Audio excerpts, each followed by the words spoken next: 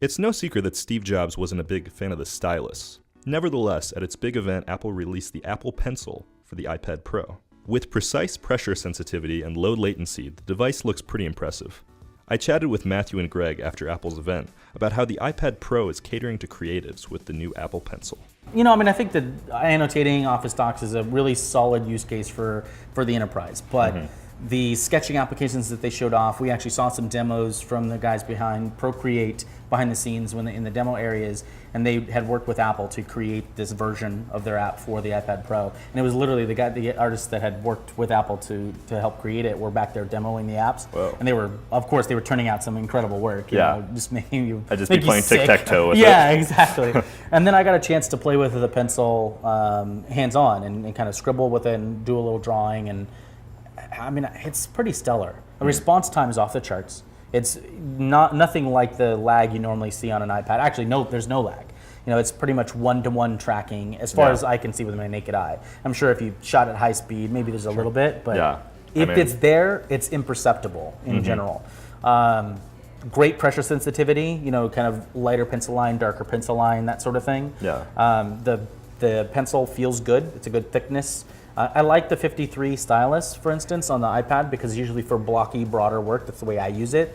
But this offers much more precision because of the tracking and sensitivity. It also has sensors that sense angle as well, so you can do a broader stroke or a thinner stroke by adjusting your angle towards the surface of the iPad in a way. But I've used a lot. My first Wacom had a serial port. I've been using Wacom tablets a long time, and this blows all of those away, and the Cintiq easily matches those. Those are the Wacom sort of computers, essentially tablet computers that have a display that you directly write on, which gives you the sort of one-to-one. Hey, I'm writing, I'm drawing on it, just like the iPad. But it's higher res and easily matches response time. It's very good. They did a good job with that thing. I think my favorite demo by far, and it was the one that was only on screen for maybe 5 seconds, is when they were mentioning that it can that the screen can differentiate between your hand and the pen at the same time. So they were moving a virtual ruler on the screen across a drawing pad or something, and then he traced alongside of it with the stylus at the same time. And it just looked so neat just to see him manipulating both, and it didn't interact, it didn't conflict. It wasn't. As he was dragging his hand across, it wasn't throwing up random lines like you'd expect it to. It was really cool.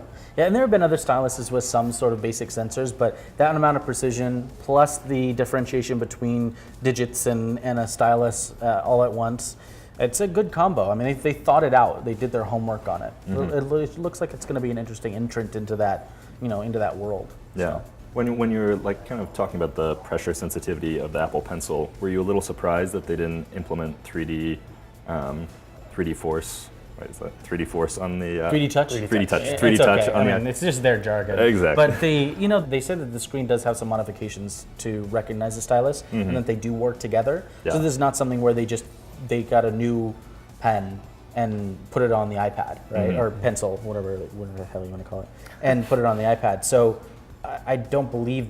They only demoed it on the Pros. That's what I was wondering. And I haven't asked yet, but I'm not sure if it works on the other iPads at all. It may work like a regular stylus, but it may not have all the advanced features. Right. So it'll be interesting to see how much of that functionality works on the older iPads.